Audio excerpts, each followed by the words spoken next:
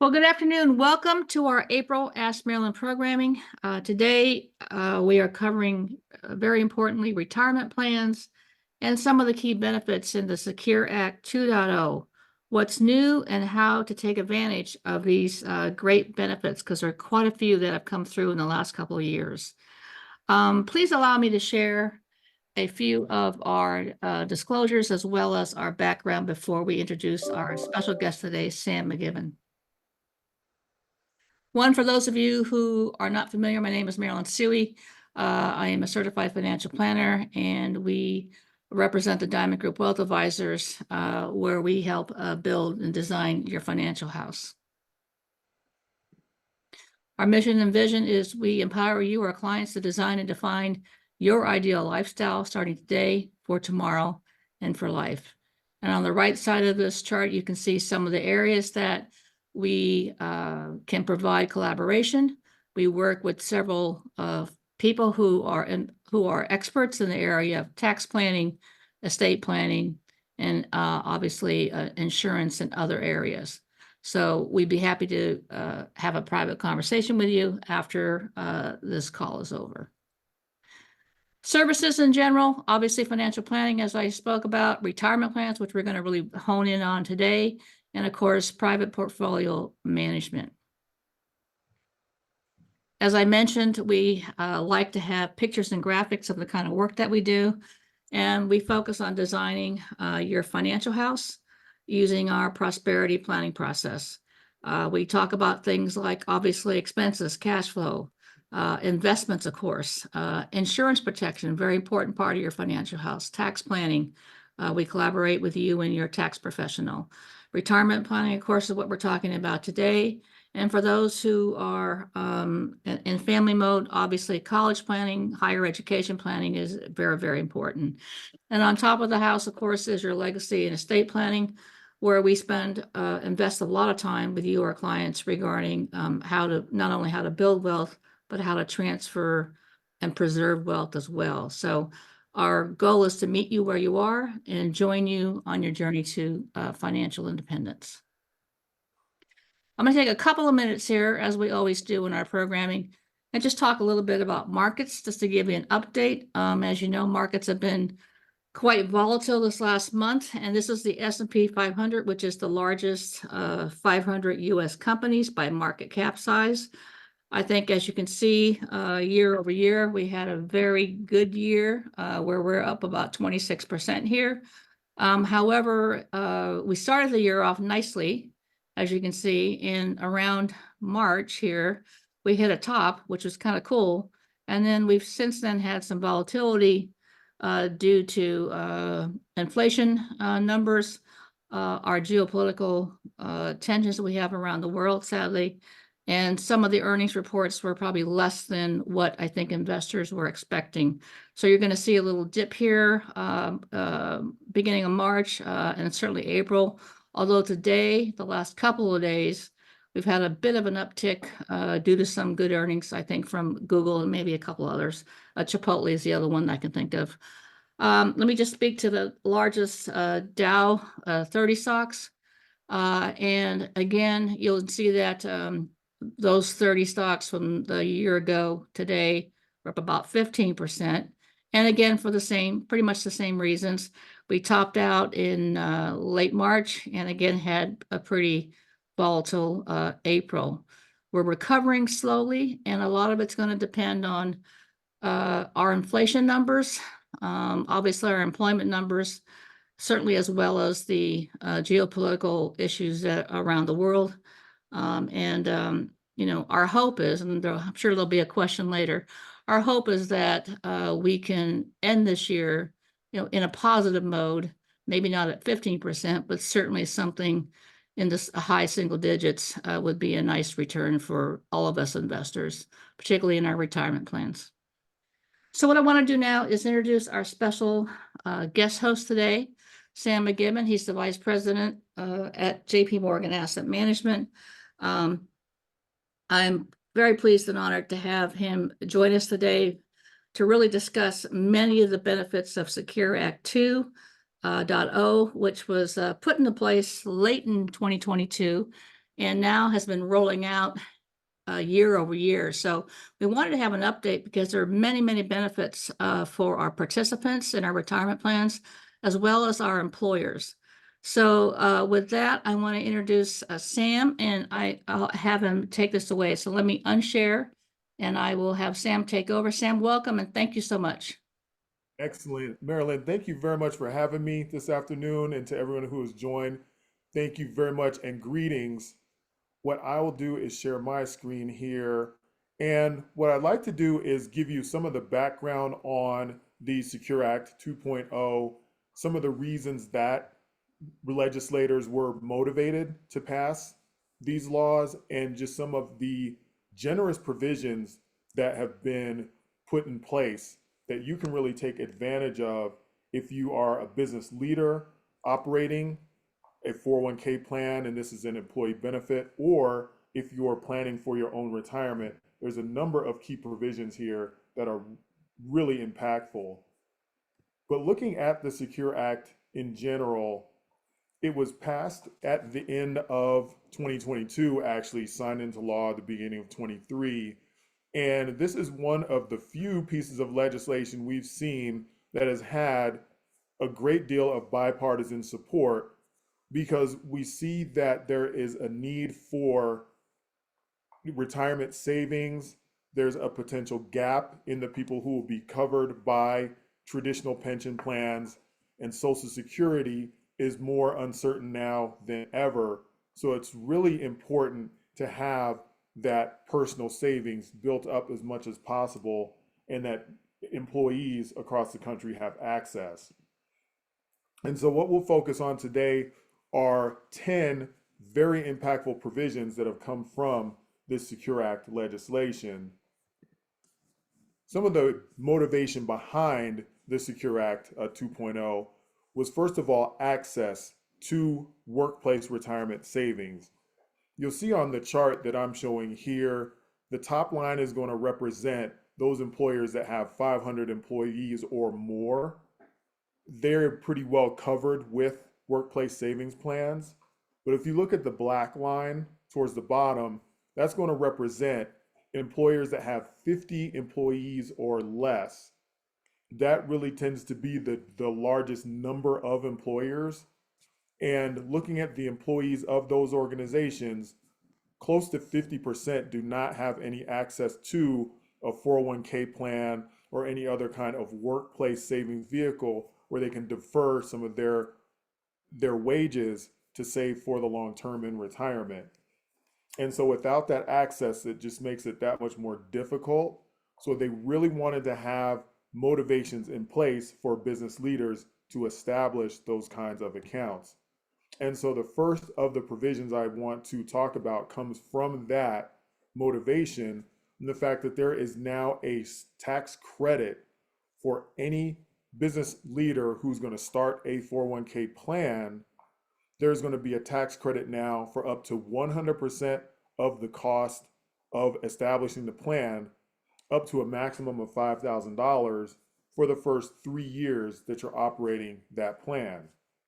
So if you were to establish a 401k brand new, those first 3 years, if your expenses are under $5,000 for the administration, then you're essentially running that 401k plan for free. There's a few different qualifications for that, like coverage of what are considered non-highly compensated employees. So that's something that you would just want to consider, and that we can go into more detail at a future time. But there is definitely that great tax credit, just a really nice incentive for getting a plan up and running. There's then a second provision related to that for any employer that is going to provide employer matching contributions or profit sharing contributions. Just any employer contribution to an employee's retirement savings account. There's going to be a credit of up to $1,000 per employee who is making less than $100,000 per year. So it's meant to encourage those employers who have employees in that compensation range, just as an incentive to help them to save for retirement and help to build up their savings, giving them a greater likelihood of reaching a successful retirement.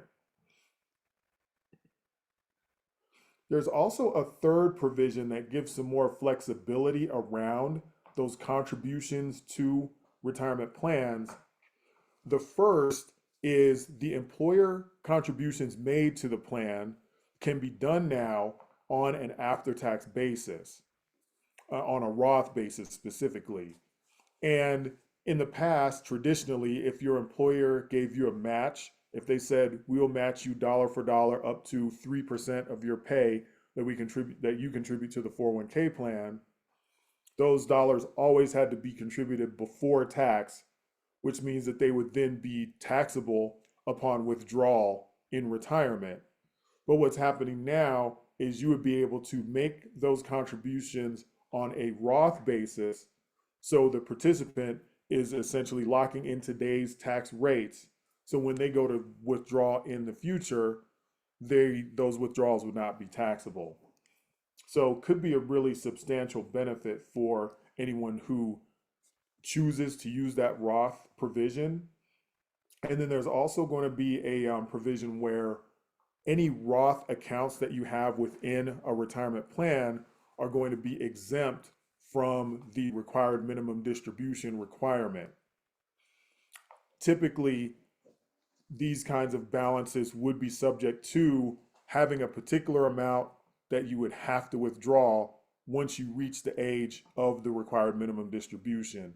And so now those Roth accounts, you would be able to really leave those invested as long as you would like. And there would not be a prescribed amount that you have to pull out and pay taxes on. So it allows more flexibility in your long-term plan for income. Now, this slide here illustrates some strategy that you can use around Roth contributions specifically.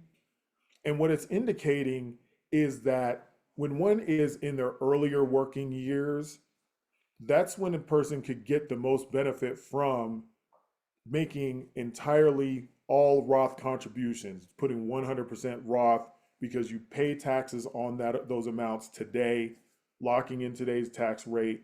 When you get to retirement, you're withdrawing without having to pay taxes. That is really the longest term tax benefit. But then as you approach retirement, you can start to mix in more of the pre-tax benefit as well, the pre-tax contributions. In many cases, people's incomes are tending to go up over that period of time.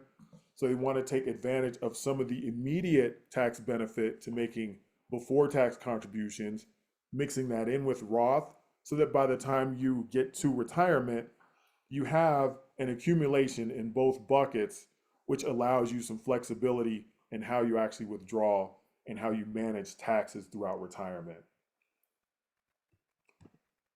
Now, one of the more challenging provisions that came from the Secure Act is that looking back at that Roth provision, there's a new rule that's going to require anyone who is making $145,000 or more per year to make any over 50 catch-up contributions on completely a Roth basis.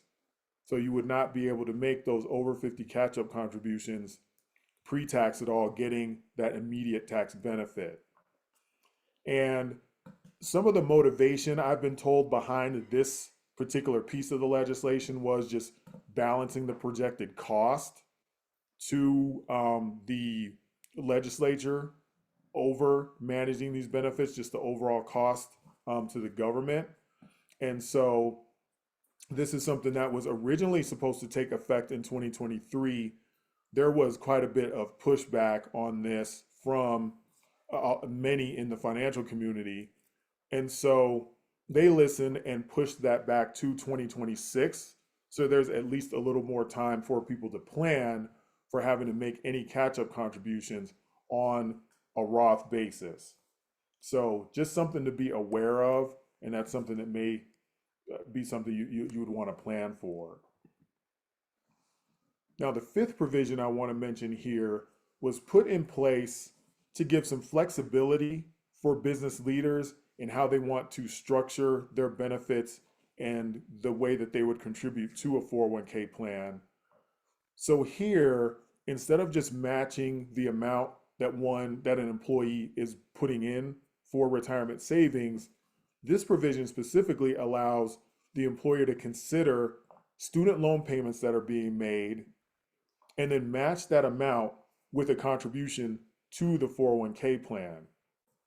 This could really be a strong benefit for those who want to attract those employees, especially younger employees coming out of college looking to manage student loan debt. This could really be something that would make one's benefit package more competitive as they're competing for talent and looking to retain that top talent that they've attracted. And so this is not something that's going to be required. If there's an employer that does not want to put this in place, it would be completely up to their discretion whether they wanted to add this to the plan or not. But it is something that is available, just giving more flexibility and the ability to build more competitive structures within their 401k plan and within their employee benefits. Considering the repayment of student loans, it's also something we want to consider within the different priorities that one may have with their immediate budget and long-term plans.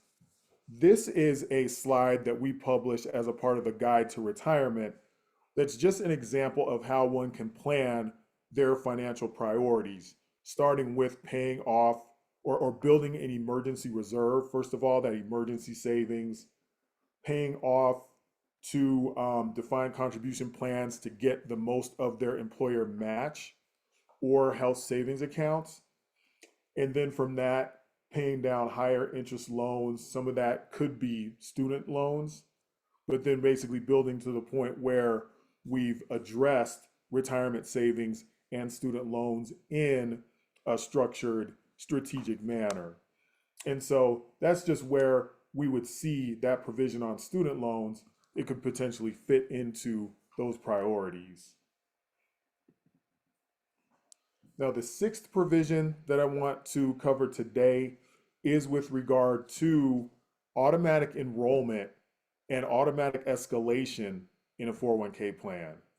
So for any employee that has joined a new employer, there is now going to be a requirement that if the employer starts a 401k plan, starting with last year, 2023, or anytime going forward, that employer is going to have to implement automatic enrollment, where new employees would be automatically added to the 401k plan and have a certain amount of their pay deferred for retirement. And then there would also be a requirement for auto escalation, where each year that percentage of their pay that goes to the 401k plan is going to be increased by 1 percentage point. So what's in the legislation is that we would start with an initial rate of at least 3% that would be increased each year up to a maximum of 10%.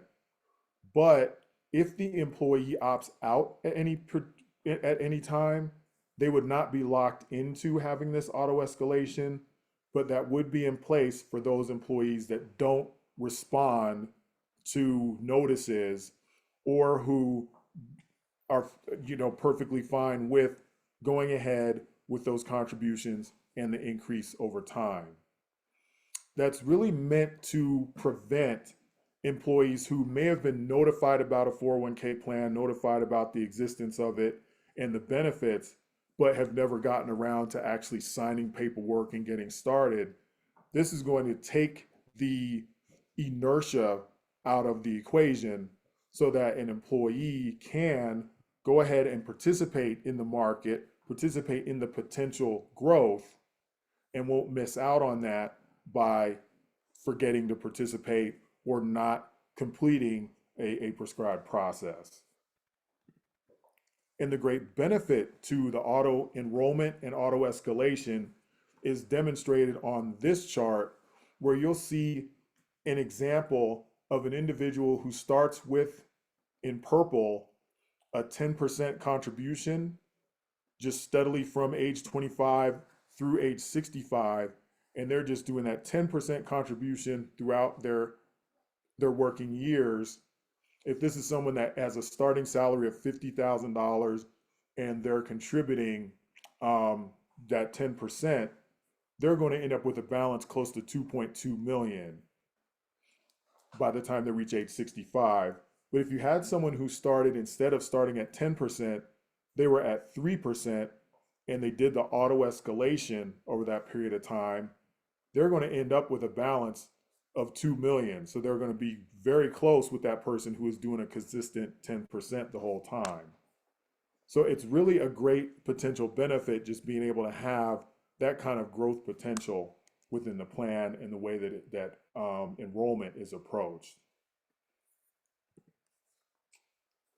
Another of the provisions that is really going to be impactful and give some flexibility around one's long-term plan is the required minimum distribution, and the fact that now the age is currently age 73 for people who reach the age of 72 after 2022, and it's going to be increased up to age 75.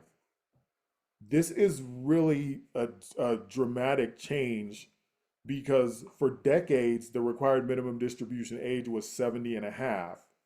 And once you reach 70 and a half, then there was a certain calculation that was made based on life expectancy in your account balance where you had to take a particular amount out starting at that age. And we just hadn't seen any flexibility or any movement in that age for years, but now we're starting to see an increase, partially because of increased longevity. So this is really good news, just giving people more flexibility around that provision. Then the next provision that I want to highlight is the increase in the catch-up contribution that would be allowed. So typically, once you reach the age of 50, there's an additional amount that can be contributed to any 401k plan. And so you would be able to do this additional amount to help potentially get you in a better position for retirement. There's going to be an additional amount beyond that over 50 catch up now, but it's specific to people age 60 to 63. Now, why they picked age 60 to 63, not quite sure, because you can't do this at age 59, you can't do it at age 64. It's just this particular window, you can do basically up to 50% in addition to the IRS current catch-up limit. So right now, with the limit being 23,000, you'd be able to add another 12,500 on top of what you would already have as a limit for what can be contributed to the plan. So it just gives you a much larger amount that you can save and really take advantage of the benefits of the potential growth within the plan. You'll also have the new provision for long-term part-time workers. And this is something that had been in place for quite a while, with 500 hours over 3 years being the maximum eligibility requirement that you could have for someone who is an employee that could be eligible to join a retirement plan. So you could not exclude anyone from participation that had worked for 3 consecutive years and met 500 hours over each of those years. But now that requirement has been reduced to 2 years. So now you just have to work 2 years, reaching 500 hours or more per year, and then you'd be eligible to participate in the workplace savings plan. This was meant to make workplace savings just more broadly available so that less people were being left out of it, and that everyone would have more of an opportunity to utilize the growth potential within the 401k to reach retirement with success. And so this is something that is in effect now and really just is expected to have a great impact in broadening the number of people who can actually participate. Then the 10th of the provisions that I wanted to bring up today is the provision to replace the saver's credit with a saver's match. And so there used to be a certain threshold where anyone that was under a particular dollar amount with their income currently, they would get basically a tax credit for contributions to a retirement plan that they made just to encourage people to participate. But now what we're seeing is that in 2026, this credit is actually going to turn into a match. So there's actually going to be an amount that would be contributed to these individuals' accounts if your income is under that threshold. So just basically a government provided match contribution to the plan. And so that can really be impactful in just helping more people, once again, to face retirement with confidence and to have a greater probability of reaching a successful retirement. Some of the motivation behind that legislatively was the historical annual savings rate and the fact that we've seen fluctuation in that rate over time, but we've seen a significant drop in recent years.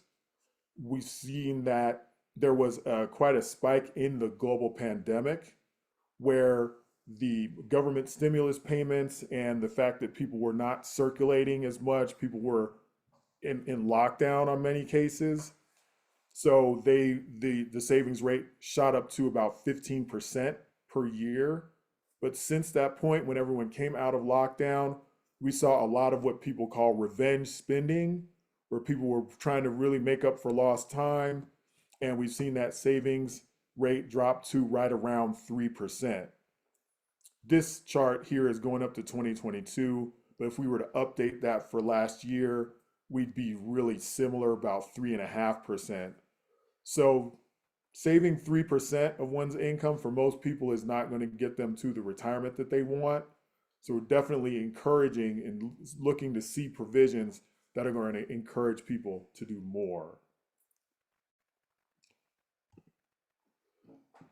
Now, aside from that top 10 that I mentioned, there's also a couple bonus provisions here. The first is the mega backdoor Roth. This is a provision that actually was in place long before the Secure Act was in place. And there were many people who thought that the Secure Act 2.0 was going to eliminate this. But the good news is that this is still available and hasn't been touched. So it basically allows people who are really in a higher income to utilize after-tax contributions to a 401k plan to increase the amount that they can actually have as a Roth contribution. What would happen is these individuals would accumulate funds in the after-tax bucket within their 401k plan and then be able to roll those amounts over to a Roth IRA. So it makes a Roth IRA available to people who normally would not be eligible because their income is too high. And so that is something that is still available at this point and could really be a significant tax benefit. And the last one I wanted to highlight here, the last bonus provision, is one that was probably put in place for my parents specifically, the requirement that all providers of retirement plans have to provide paper statements at least once per year. And so this is just to make sure that those people who don't feel like getting onto a mobile device, don't want to log in on a computer, are still getting access to information on the accounts and on the savings that they've earned over time. And so with that, we just want to make sure that you have the ability, the knowledge of these provisions so that you can take advantage of them for your individual plan. And if there are questions at all, then Ask Marilyn is the title of this call for a reason, because we definitely want you to come and ask those questions and make sure that you're really poised to take full advantage of these new rules. And so with that, Marilyn, I'll go ahead and turn it back over to you if you have any closing comments or just anything that you'd like to add.